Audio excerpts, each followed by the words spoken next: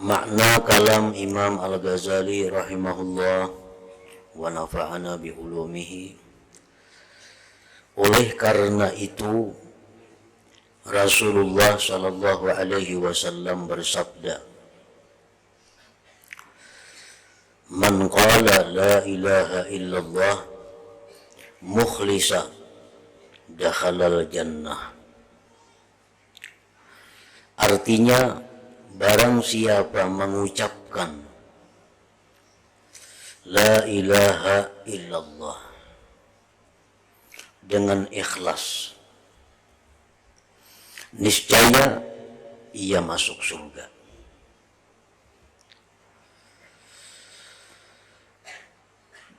Barang siapa yang mengucapkan dari kaum muslimin dan muslimat, maksudnya la ilaha illallah dengan ikhlas mengucapkannya itu, niscaya ia masuk surga.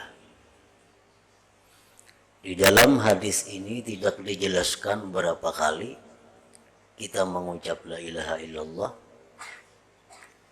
Berhubung kada dijelaskan, maka satu kali pun masuk. Dalam hadis ini pula tidak dijelaskan mengucapkannya itu apakah di akhir hayat atau di pertengahan hayat.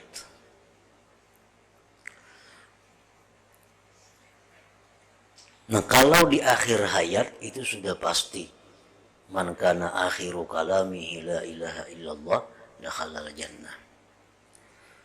Sedangkan di sini kada disebutkan apakah itu akhir hayat ataukah dia masih sihat, masih sigar bugar. Asalkan dia mengucapkannya ikhlas, maka itu sudah bisa membawanya masuk ke dalam surga.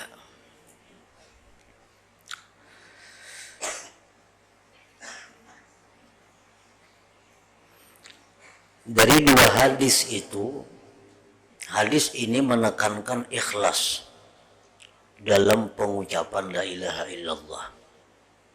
Sedangkan di hadis yang satunya itu menekankan akhir hayat.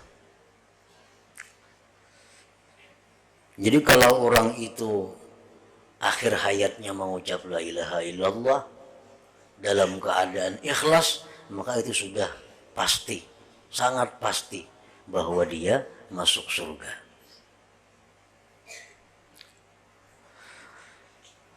Apabila la ilaha illallah ini diucapkan ikhlas, tetapi kada di akhir hayat, sama aja juga masuk surga juga.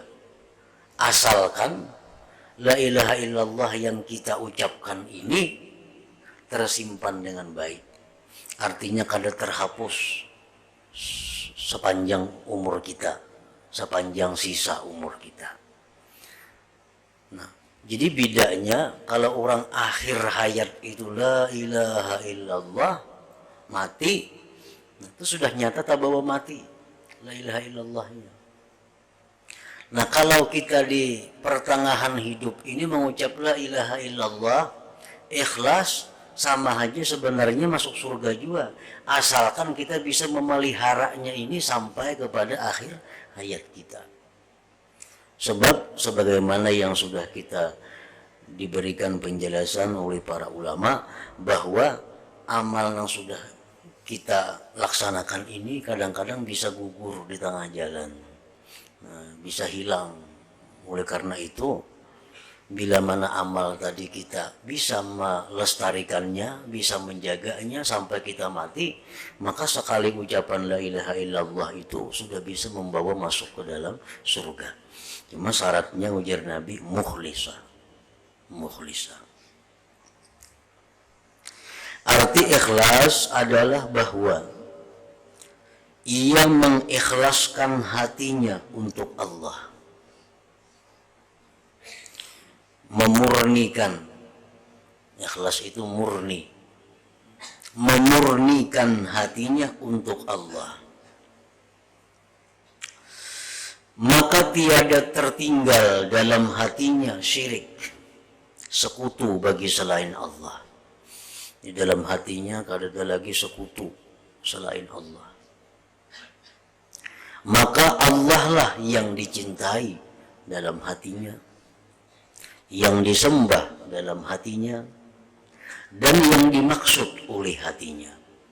Nah, itu pengertian ikhlas. Apabila sudah tidak ada lagi yang dicintai di dalam hati ini selain Allah, kada ada yang disembah selain Allah, kada ada yang dituju selain Allah, timbullah ucapan la ilaha illallah. Nah, maka itu membawa ke dalam surga, dakhalal jannah.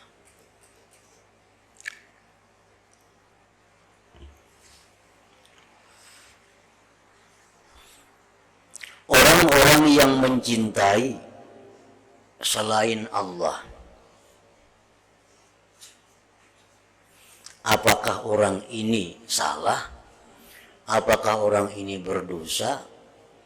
Apakah orang ini menyekutukan Allah?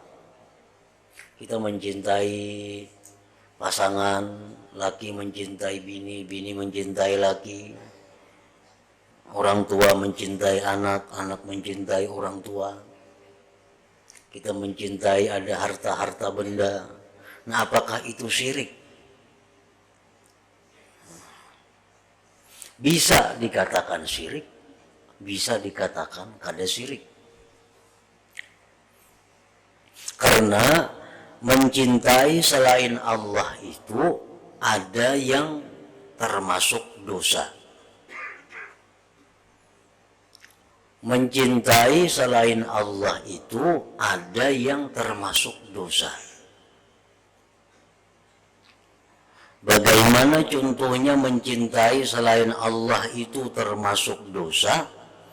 Adalah orang yang mencintai selain Allah itu melebihi daripada mencintai Allah. Itu sudah dosa.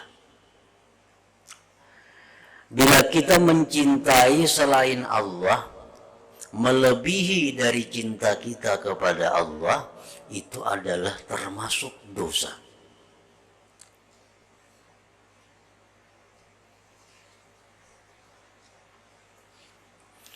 Allah Subhanahu wa ta'ala berfirman, Qul in kana aba'ukum wa abna'ukum wa ikhwanukum wa azwajukum wa ashiratukum wa amwalun iktaraftumuha wa tijaratun takhshawna kasadaha wa masakinu tardawnaha ahabba ilaikum minallah wa rasulih wa jihadin fisabilih fatarabbasu hatta ya'ti Allah bi amrih wallahu la yahdil qaumal fasiqin. Nah, ini dalilnya. Katakanlah wahai Rasul kepada umat, jika adalah orang tua kalian,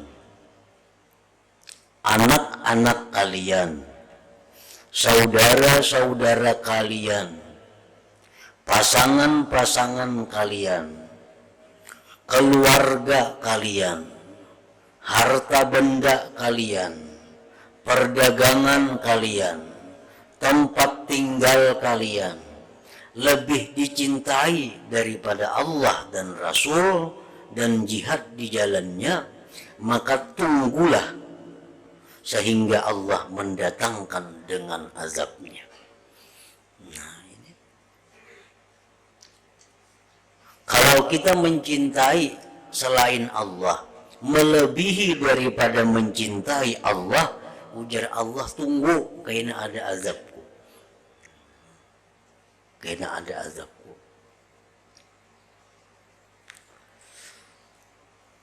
Sebab orang yang mencintai selain Allah melebihi daripada cinta kepada Allah,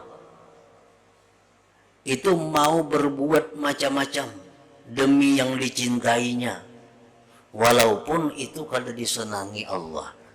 Jadi akibatnya itu.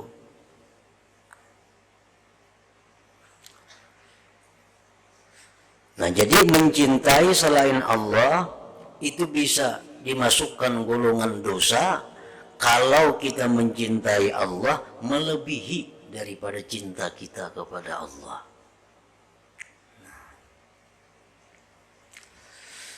Nah, kemudian yang kedua, ada cinta kita kepada selain Allah itu boleh. Boleh kita cinta kepada selain Allah.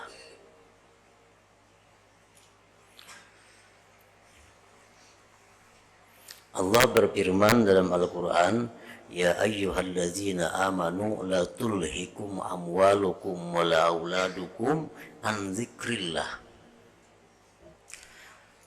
Nah, kita cinta kepada selain Allah, tapi cinta kita kepada selain Allah ini kadang melalaikan kita daripada Allah, kadang membuat kita meninggalkan kewajiban, kadang membuat kita melanggar hukum Allah. Nah, maka cinta kita kepada selain Allah itu boleh aja, boleh.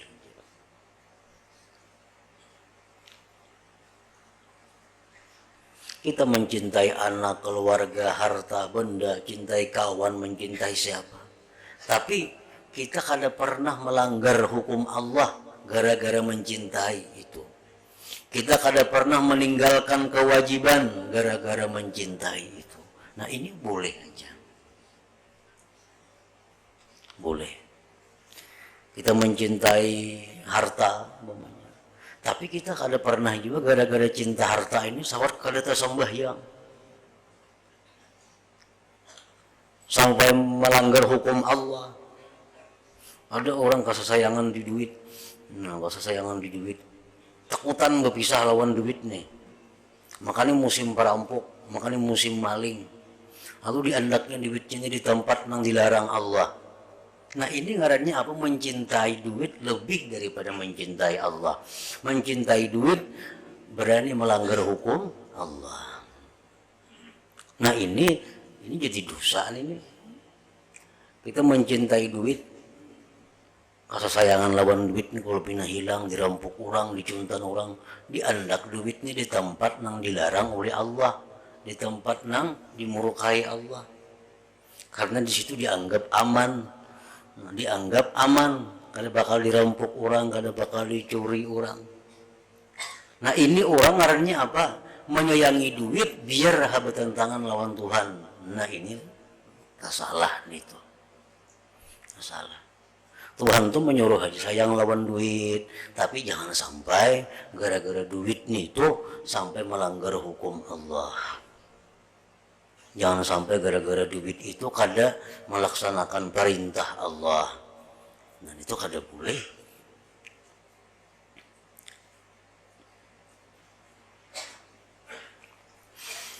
Ada juga yang ketiga, cinta kepada Allah, cinta kepada selain Allah berpahala. Cinta kepada selain Allah berpahala. Contohnya apa? Mencintai orang-orang yang disuruh Allah kita mencintainya. Nah, berpahala. Kita disuruh Allah mencintai Nabi, kita cintai Nabi, nah, berpahala kita. Kita mencintai anak istri, disuruh Tuhan itu. Si istri mencintai laki, disuruh Tuhan. Jadi kita cintai mereka-mereka itu karena ini suruhan Tuhan. Ini suruhan Tuhan. Mencintai orang-orang ini. Kita cintai mereka jadi berpahala. Mencintai selain Allah. Jadi artinya kada mesti salah kita mencintai selain Allah itu. Ada juga yang bujur mencintai selain Allah. Mencintai orang-orang yang disuruh Allah kita mencintainya, itu hakikatnya sama hukumnya dengan mencintai Allah juga.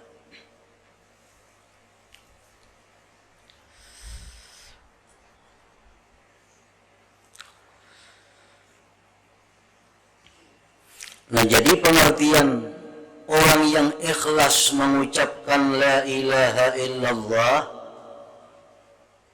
di dalam hatinya itu kada ada cinta kecuali hanya kepada Allah. Kalaupun dia ada cinta kepada selain Allah, itu disuruh Allah juga. Itu mukhlis ngarannya. Kalau orang mengucap la ilaha illallah, tapi inya mau mencintai selain Allah, walaupun dengan melanggar hukum Allah, nah itu kada mukhlis, kada ikhlas ngarannya. Nya mencintai dunia lebih daripada mencintai Allah. Kalau bertutur la ilaha illallah itu kada ikhlas. Nyatanya apa? Dia mencintai dunia lebih dari mencintai Allah. Berarti ucapan la ilaha illallah itu adalah kada bujur. Sedangkan la ilaha illallah itu artinya tidak ada Tuhan yang disembah, tidak ada Tuhan yang dimaksud, tidak ada sesuatu yang dicinta selain Allah Subhanahu wa ta'ala. Nah, jadi kada bujur itu. Kalau kita masih mencintai sesuatu walaupun itu haram, kalau kita mencintai sesuatu walaupun itu makruh, tetap kita mencintainya. Nah, ini sudah kada bujur la ilaha illallahnya.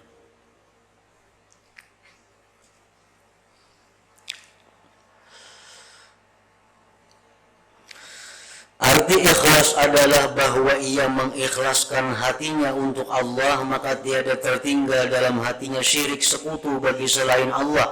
Maka Allah lah yang dicintai dalam hatinya, yang disembah dalam hatinya, dan yang dimaksud oleh hatinya. Dan orang yang semacam ini keadaannya, maka dunia itu adalah penjaranya. Kalau orang itu dalam hatinya kada ada lagi nang dicintainya selain Allah, nang disembahnya kada ada lagi selain Allah, nang ditujunya kada ada lagi selain Allah, maka orang seperti ini hidup di dalam dunia sama lawan orang yang dipenjara.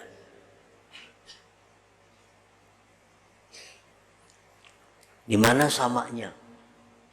Orang yang dalam penjara itu hidupnya kada kau bertamu dengan yang dicintainya.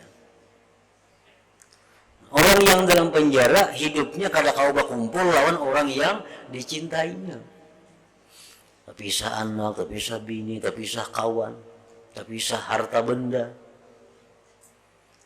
Nah, orang yang cinta kepada Allah itu dalam dunia ini sama lawan orang dalam penjara. Karena sesungguhnya dunia itu sebagai pencegah baginya untuk bermusyahadah kepada Tuhan yang dicintainya. Karena dalam dunia ini, kada bisa bertemu Allah. Sama orang dalam penjara, kada bertemu lawan yang dikasihinya. Orang yang cinta kepada Allah hidup dalam dunia seperti penjara, karena kada kau bertamu dengan yang dicintainya Allah Subhanahu wa ta'ala.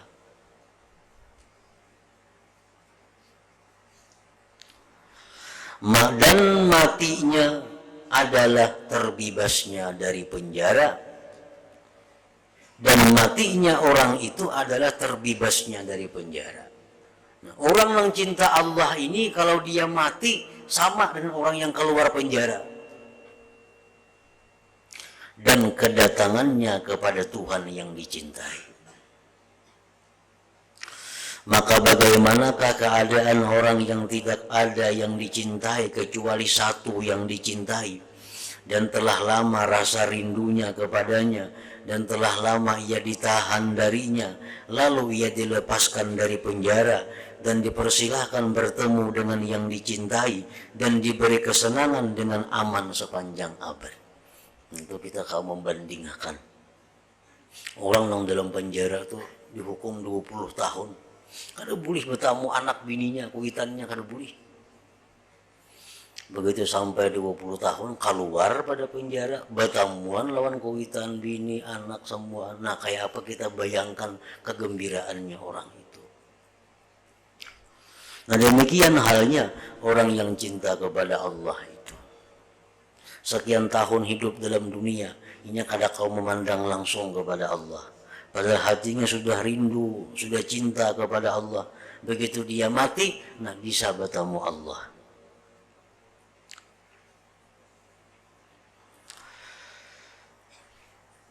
Maka salah satu sebab lemahnya cinta kepada Allah dalam hati adalah kuatnya cinta kepada dunia. Itu sudah bertentangan, antara Allah dan dunia itu bertentangan.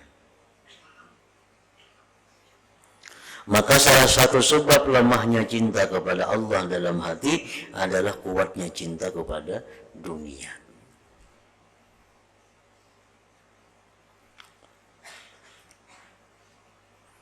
Orang yang cinta kepada dunia itu orang yang kadang memperdulikan Allah.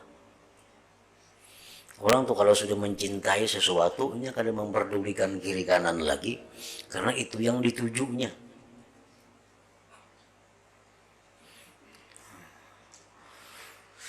Nah, orang yang mencintai dunia, itu dia kada tahu urusan Allah, kada tahu urusan Rasul.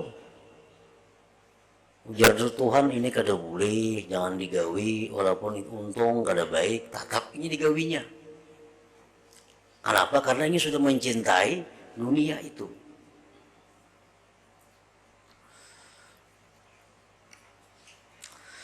Termasuk di dalamnya dunia itu cinta kepada istri, harta, anak, keluarga, sawah, ladang, binatang ternak, kebun-kebunan, dan tempat-tempat hiburan. Sehingga orang yang merasa senang terhibur dengan merdunya suara burung dan merasa senang dengan berhembusnya angin pagi, itu adalah berpaling pada kenikmatan duniawi dan bisa mendatangkan kurangnya cinta kepada Allah Ta'ala dengan sebabnya itu. Orang yang cinta kepada Allah itu adalah orang yang mencari kesenangannya dengan Allah. Itu menunjukkan cinta kita kepada Allah itu, bila hati kita senang dengan Allah, itu berarti kita cinta kepada Allah. Bila kita mencari kesenangan dengan selain Allah, berarti cinta kita kepada selain Allah.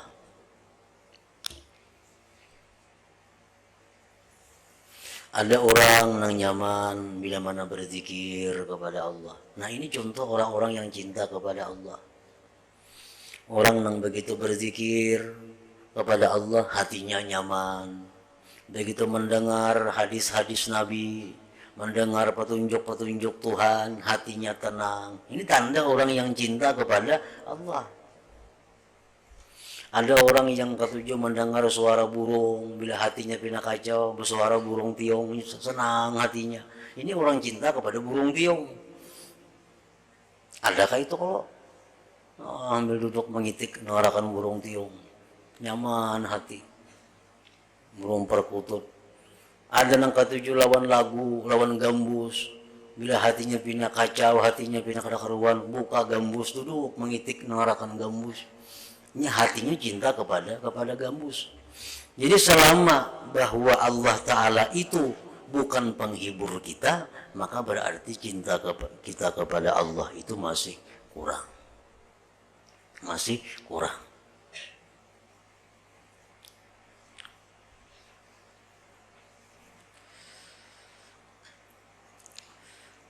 Orang nang garing, orang nang sedang sarik, orang ini sedang sarik, sedang marah. Lalu jarang kawan, bawa ingat lawan Allah, bawa ingat, kada mau ambil sariknya, Allah kada dicintainya. Nang kawan diingati lawan nang, ayo bawa berzikir, tuh orang nang cinta kepada Allah. Kalau orang tuh cinta kepada Allah, marah inya, jadi kita bawa ingat, ambil hamdainya marah. Amun orang nang pamarah ni cinta kepada suara burung tiong anak di awaknya, nah ambil itu sariknya. Amun nang marah ini orangnya katuju di duit, may nyarik anda di duit, ambil hamnya sarik. Jadi kita kadang-kadang kesalahan itu, orang nang mau nyarik, bu berzikir, kalinya ambil berzikir, 1000 kali berzikir, tetap aja sarik. Kenapa? Karena Allah itu bukan penghiburinya. Allah bukan penenang hatinya. Nang kawa ampih marah dengan zikir, nang kawa hilang sakit dengan zikir, itu orang-orang yang terhibur dengan Allah. Nah, terhibur dengan zikir. Jadi dilihat juga orang sarek itu lihat orangnya nih. Bina pemamai, lihat ipang sidini katuju nampak. Nah katuju binang soto, buakan soto. Surungi soto, ampe sarek. Cari penenang hati sidin itu di mana?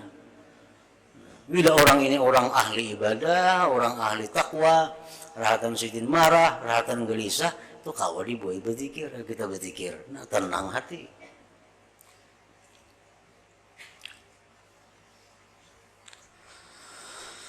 Maka menurut kadar kejinakannya terhadap dunia, maka berkuranglah kejinakannya dengan Allah. Itu sudah, rumusnya sudah. Seapa cinta kita kepada dunia, nah seitulah, sisanya itulah cinta kita kepada Allah.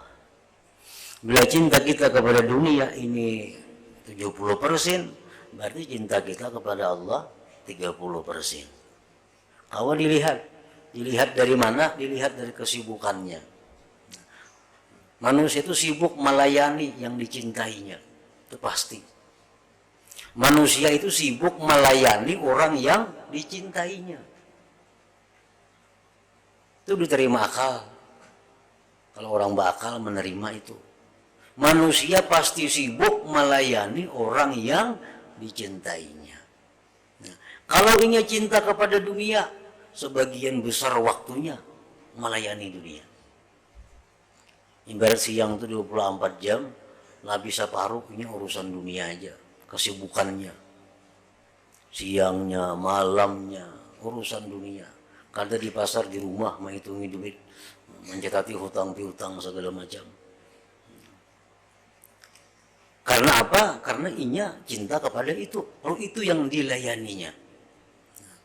Orang-orang yang cinta kepada ilmu, kebanyakan waktunya sibuk dengan ilmu. Belajar, mutalaah, cari kitab ini, habis waktu akhirnya urusan ilmu. Karena dia mencintai ilmu. Nah, orang yang cinta kepada Allah, hari-harinya pun sibuk melayani Allah. Nah, kesibukannya berzikir, kesibukannya menuntut ilmu, kesibukannya membantu orang lain, kesibukannya melayani hamba Allah. Jadi kadang-kadang kita mau ukur itu, apakah kita ini termasuk orang yang cinta kepada Allah atau cinta kepada selain Allah. Nah, mana yang banyak kita layani, mana yang banyak kita layani, itulah yang kita cintai. Maka bila mana kita ini kurang cinta kepada Allah, bila kurang cinta kepada Allah, takutan kita, takutan bertemuan, takutan mati, takutan mati. Selama kecintaan kita kepada Allah itu kurang daripada batas yang dituntut, kita takutan mati itu. Nah, kalau sudah kecintaan kita kepada Allah sampai kepada batas yang ditentukan, apalagi melebihi daripada itu, maka orang ini kada peduli lagi dengan mati. Mati kah hidup kah kada jadi masalah.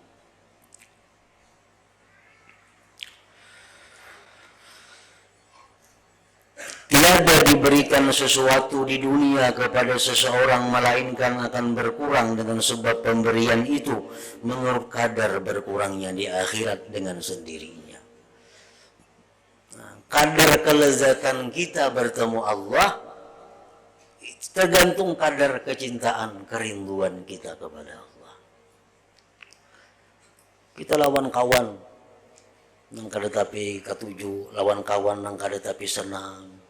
20 tahun kada bertemuan, kada apa-apa bertemuan, kada apa-apa, bersalaman, bisa. Kenapa? Karena kada dikenang, kada dirindukan. Nah, kayak itu juga lawan Tuhan artinya. Namun kita sudah sekian puluh tahun kada bertemuan kawan, maka kita sayang benar lawan kawan itu. Sayang luar biasa. 10 tahun dah kada bertemuan, beragap itu. Bepaluk. Karena saking gembiranya lawas kada bertemuan itu. Jadi kadar kayak apa lezatnya bertemu tergantung kadar kecintaan kita kepadanya itu. Sebagaimana seseorang semakin bertambah dekat ia ke timur, dengan sendirinya ia semakin jauh dari barat. Ini dunia lawan Allah laksana itu, yaitu dengan menurut kadar itu. Dan tidaklah senang hati seorang perempuan istri kepada suaminya, melainkan sempit dengan kesenangan itu hati istri madunya. Sama lawan antara timur dan barat. Dunia dan akhirat itu adalah bagaikan dua wanita yang dimadu. Keduanya juga seperti masyrik, tempat terbit matahari, dan maghrib, tempat terbenam matahari.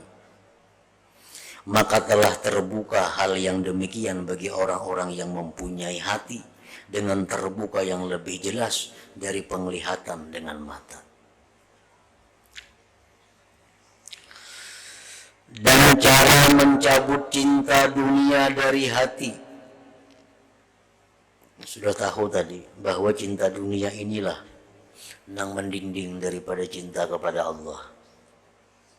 Mencintai dunia inilah yang mendinding kita mencintai Allah. Namun kita lihat akan seadanya aja, ya kayak itu jadinya. Kita bertemu Allah dalam keadaan susah, dalam keadaan sakit. Lalu mesti di dalam hati ini secara bertahap mengurangi kecintaan kepada dunia, menambah kecintaan kepada Allah. Semakin bertambah umur, semakin bertambah penyakit, makinnya dikurangi cinta kepada dunia, ditambahi cinta kepada Allah itu.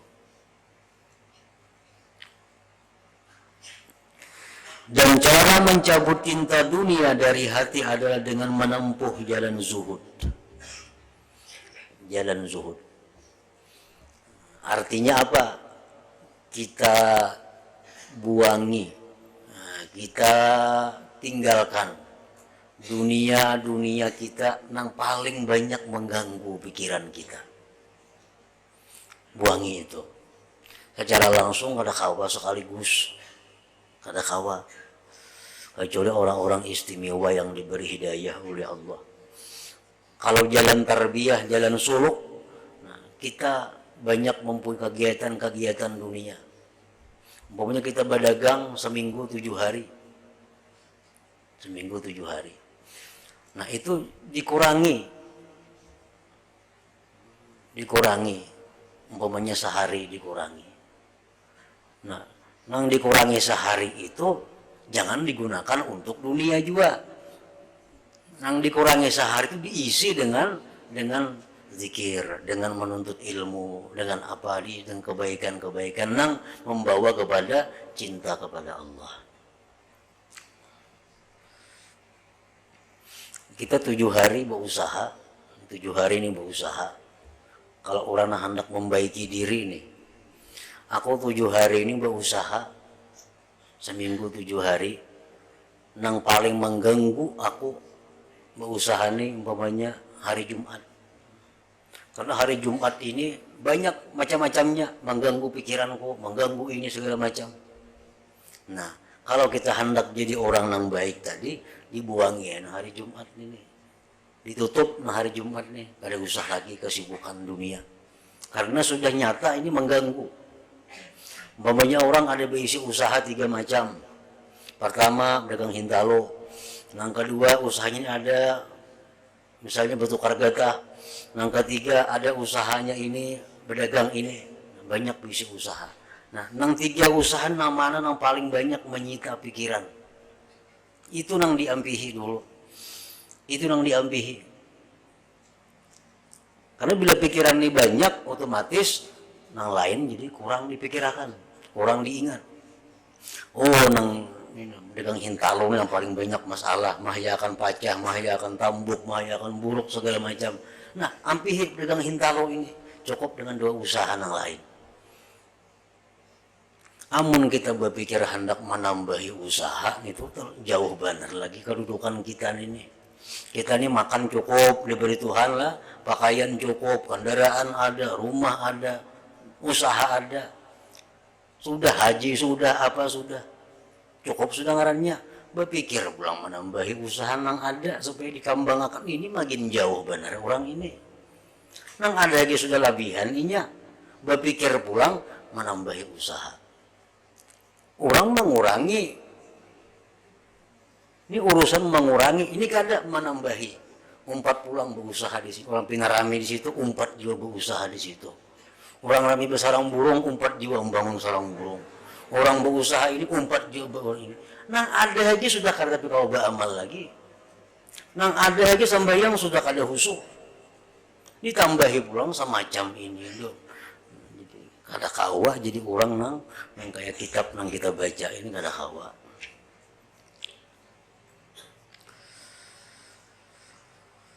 Dan cara mencabut cinta dunia dari hati adalah dengan menempuh jalan zuhud dan selalu sabar dan mengekang dirinya pada keduanya itu dengan kekang takut dan harap. Maka apa yang telah kami terangkan terdahulu dari beberapa makam seperti tobat, sabar, zuhud, takut, dan harap itu adalah sebagai pendahuluan. Jadi mesti tobat dahulu. Karena tobat ini membuka cinta Allah. At-taib habibullah. Orang yang tobat itu kekasih Allah. Kayak apapun kita hendak mendekati Allah, kuncinya tobat dahulu. Hendak berparak jadi orang dekat lawan Allah, tobat dahulu. Mau kada mau. Karena dengan modal tobat itu Allah jadi sayang. Nah sayang itu modal kita untuk bisa berparak. Namun masih kita maksiat, banyak digawi, kada kau berparak lawan Tuhan. Jadi itu pendahuluan. Di mana dengan pendahuluan ini diusahakan akan salah satu dari dua rukun mahabbah, yaitu mengusungkan hati dari selain Allah. Jadi untuk bisa mencintai Allah, dua rukunnya. Pertama, puangi dahulu hati dari selain Allah. Puangi dulu.